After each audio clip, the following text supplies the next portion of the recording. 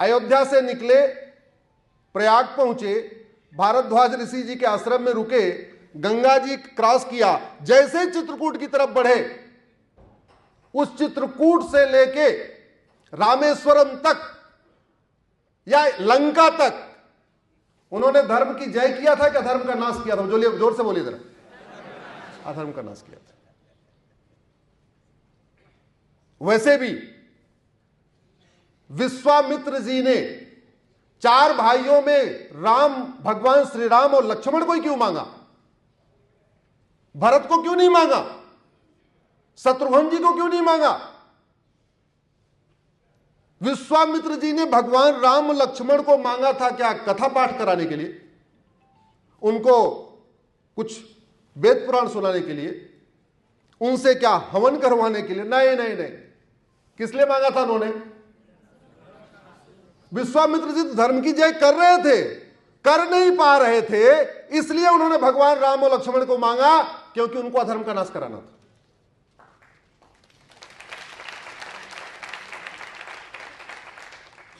अधर्म का नाश किए बिना धर्म की जय नहीं होगी। इसलिए बाकी जो 3 है, धर्म की जय, प्राणियों में सद्भावना, विश्व का कल्याण, भारत का कल्याण, वो आप सब लोग कर रहे हैं। हमने उसका एक ही रास्ता चुना हुआ है, एक ही उसकी लिंक हमने लिया है, अधर्म का नाश। और अधर्म का नाश, चूंकि भारत एक डेमोक्रेटिक देश है, भारत में रूल ऑफ लॉ है, मैं भारत के प्रत्येक कानून को दुनिया का सर्वोत्तम कानून बनाना चाहता हूं। मैं भारत की पुलिस व्यवस्था को दुनिया की सर्वोत्तम पुलिस व्यवस्था बनाना चाहता हूं। मैं भारत के जुडिशियल सिस्टम को दुनिया का सर्वोत्तम जुडिशियल सिस्टम बनाना चाहता हूं। मैं भारत के एडमिनिस्ट्रेटिव सिस्टम को दुनिया का सर्वोत्तम एडमिनिस्ट्रेटिव सिस्टम बनाना चाहता हूं। मैं भारत में जस्टिस विद इन ईयर की लड़ाई लड़ रहा हूं कि 1 साल के अंदर मुकदमों का फैसला हो, डिस्ट्रिक्ट कोर्ट में भी 1 साल में हो, हाई कोर्ट में भी 1 साल में हो, सुप्रीम कोर्ट में भी 1 साल में हो।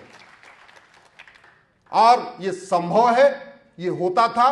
भारत में तो पहले जस्टिस विद इन आवर होता था, बहुत कॉम्प्लिकेटेड केस होता था तो जस्टिस विद इन डे होता था, 1 दिन में फैसला होता था। एक्स्ट्रा कोई ऐसा केस आ गया तो जस्टिस विद इन वीक होता था। और बहुत rarest of the rare case होते थे जिसका मुकदमा 1 महीने चलता था, जस्टिस विद इन मंथ होता था। आप उठा के देख लीजिए, हमारे वैदिक काल में कोई मुकदमा 1 महीने नहीं चला। जस्टिस विद इन मंथ भी बहुत रेयर मुकदमे आए हैं। हाँ, सारे के सारे मुकदमे justice within hour, justice within day, justice within week होते थे। दुर्भाग्य देखिए, आज हम जस्टिस विद इन ईयर की बात करते हैं तो बहुत सारे लोगों को विश्वास नहीं होता कि हो सकता है कि नहीं हो सकता। हो सकता है, दुनिया के कई देशों में हो सकता है। और जब तक भारत में जस्टिस विद इन ईयर नहीं होगा तब तक अधर्म का नाश नहीं होगा। और जब तक अधर्म का नाश नहीं होगा तब तक धर्म की जय नहीं होगी। तब तक लोग, भारत में दुबई का प्रॉपर्टी मेला लगेगा और लोग भारत छोड़ के दुबई में जाके बसते रहेंगे।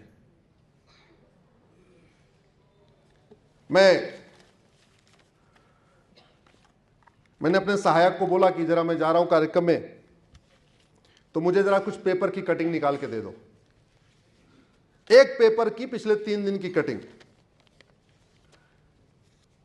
टीएमसी नेताओं ने 45 करोड़ रुपए गमन किया, व्हाट्सएप पे वीडियो कॉल करके 100 करोड़ रुपए हड़प लिया, जबरान निकाह कर लिया, फर्जी बर्थ सर्टिफिकेट बनाया। अजमेर सेक्स कांड में विहिप ने कहा दोषियों को मिले फांसी। रेलगाड़ी दुर्घटनाग्रस्त, पता चला रेलवे के ऊपर वो रख दिया था, रिम रख दिया था, लोहे का टुकड़ा रख दिया था। अवैध मदरसा चल रहा था, ऐसे ऐसे ऐसे ऐसे करके। आप अगर अखबार पढ़ते हैं तो एक बार देखिएगा कि भारत की कौन सी समस्या लाइलाज है और भारत की कौन सी समस्या विश्वव्यापी है। मैं आज आपको कह रहा हूं, आज से आप शुरू कर देना। आप अखबार में जितनी समस्या पढ़ते हैं, इसमें से कोई भी समस्या वर्ल्ड वाइड नहीं है।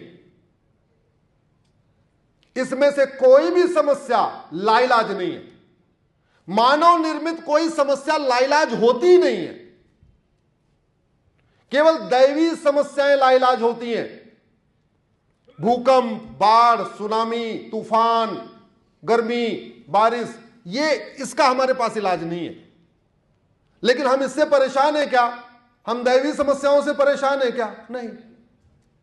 महाराष्ट्र के 36 जिले हैं, 36 जिले में से कोई एक जिला बताइए जहां पे रोहिंग्या बांग्लादेशी घुसपैठिया के नहीं रहते। यह छत्रपति शिवाजी महाराज की धरती है, जहां हिंदवी स्वराज बना, जहां हिंदू राष्ट्र स्थापित हुआ।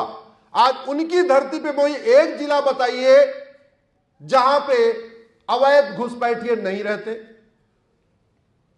छत्रपति शिवाजी महाराज के इस महाराष्ट्र के 36 जिलों में से कोई एक जिला बताइए जहां धर्मांतरण नहीं होता। कोई एक जिला बताइए जहां बीच बीच में सर्तन से जुदा के नारे नहीं लगते। कोई एक समस्या बताइए जहां जिस जिले में स्कूल कॉलेज में ड्रग नहीं बेची जा रही है। किसी देश को बर्बाद करने का सबसे बढ़िया तरीका होता है उसकी यंग जनरेशन को नशेड़ी बना दो और उसको अश्लीलता परोस दो। दूसरा तरीका होता है अवैध वहां पे घुसपैठ करो, धर्मांतरण कराओ। भारत में जितने ये सर्तन से जुदा होते हैं, करता कौन है? कन्वर्टेड हिंदू। कौन करता है? कन्वर्टेड हिंदू। कोई अरब से आके सर्तन से जुदा करता है क्या? अभी आपके नासिक में पत्थरबाजी हुई, अरब से कोई आया था क्या? कौन कर रहा था? जोर से बोलिए। कन्वर्टेड हिंदू। मुगल काल में भी धर्मांतरण हुआ, ब्रिटिश काल में भी धर्मांतरण हुआ, आज भी धर्मांतरण हो रहा है। सबसे बड़ी समस्या जो भारत में खड़े हो रही है या जिसके द्वारा हो रही है वो हिंदू कन्वर्टेड हिंदू है। इसके बावजूद और धर्मांतरण राष्ट्रीय समस्या है।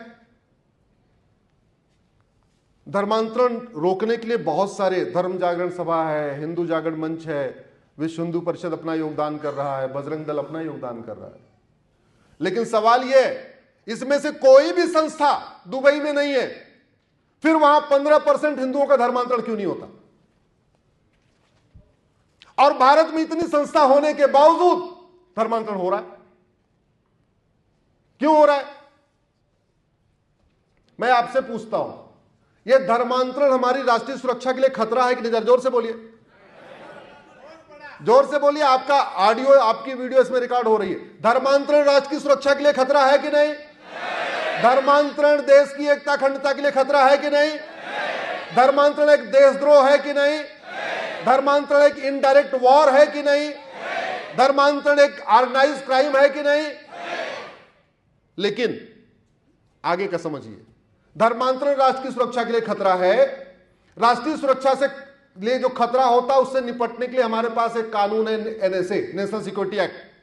लेकिन धर्मांतरण कराने वाले मिशनरियों, जिहादियों पे एनएसए नहीं लगाया जाता। क्यों?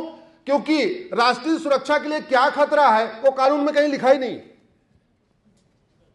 हमने धर्मांतरण को राष्ट्र की सुरक्षा के लिए खतरा घोषित ही नहीं किया, एनएसए बना दिया या ऑडिटोरियम बना दिया, लेकिन यह नहीं बताया इसमें कैसी कैसी सभाएं होंगी। इसमें माओवादियों की सभा होगी, अलगाववादियों की होगी या राष्ट्रवादियों की होगी, यह इसके चार्टर में हमने लिखा नहीं। धर्मांतरण देश की एकता अखंडता के लिए खतरा है, उससे निपटने के लिए यूएपीए है जिसमें 10 साल तक की सजा होती है।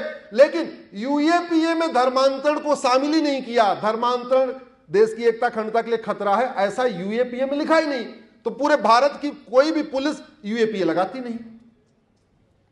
पुराने वाले कानून में भी वेजिंग वॉर थी, नए वाले कानून में जो बीएनएस आया इसमें भी वेजिंग वॉर है, और धर्मांतरण वेजिंग वॉर है।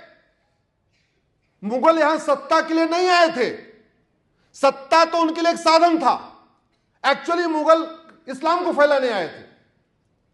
अंग्रेज यहां शासन करने नहीं आए थे, यहां व्यापार करने नहीं आए थे। ईस्ट इंडिया कंपनी व्यापार करने नहीं आई थी। अंग्रेज यहां पे क्रिश्चियनिटी को फैलाने आए थे, शासन तो उनके लिए एक माध्यम था, क्योंकि सत्ता हासिल करके कन्वर्जन करना आसान होता है। तो धर्मांतरण वेजिंग वॉर है, वेजिंग वॉर की धारा है। वेजिंग वॉर में आजीवन कारावास, फांसी होता है, लेकिन वेजिंग वॉर में कहीं लिखा ही नहीं कि धर्मांतरण वेजिंग वॉर है। धर्मांतरण से बड़ा देशद्रोह क्या हो सकता है? अरे जो जननी जन्मभूमि से स्वर्गादप गरियसी को मानते हैं, जो लोग वसुधैव कुटुंबकम को मानते हैं, जो नारी तू नारायणी को मानते हैं, जो सर्वमंगल मांगल्य को मानते हैं, जो सबका साथ सबका विकास को मानते हैं, उनको एक ऐसे रिलीजन में ले आके खड़ा कर देना जो संविधान की बिल्कुल खिलाफ है। संविधान कहता है इक्वेलिटी प्रियम्बल में, वो मजहब कहता है सब एक समान नहीं है। संविधान कहता है फ्रेटर्निटी, वो कह रहा है नहीं नहीं नहीं, सबसे भाईचारा नहीं हो सकता। संविधान कहता है यूनिटी, नेशनल इंटीग्रेशन, वो कह रहा है ना ना ना, वंदे मातरम हराम है। संविधान आर्टिकल 25 फ्रीडम ऑफ रिलीजन देता है, फ्रीडम ऑफ कन्वर्जन नहीं देता। और पूरी जिम्मेदारी के साथ कह रहा हूं, क्योंकि मुझे